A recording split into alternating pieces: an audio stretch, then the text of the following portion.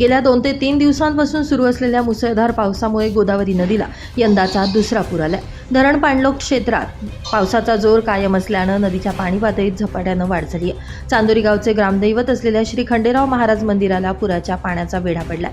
याचबरोबर चांदोरी सायखेडा गावाला जोडणाऱ्या पुलाजवळ मोठ्या प्रमाणात पानवेल अडकल्यानं नदीच्या प्रवाहात अडथळा निर्माण झाला। या पानवेलीमुळे आजूबाजूच्या शेतकऱ्यांच्या शेतीला तसेच पुलाच्या पायऱ्यांना धोका निर्माण होण्याची शक्यता आहे।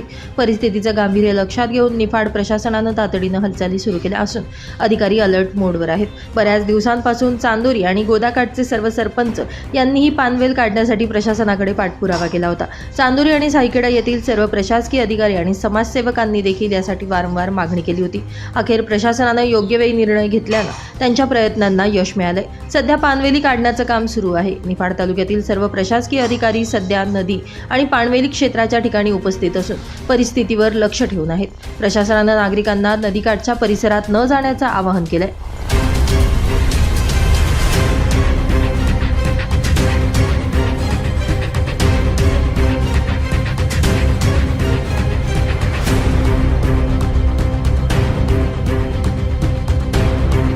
नाशिक माझा न्यूजसाठी प्रतिनिधी राहुल उनवणे आणि सुधीर शिंदे, नाशिक।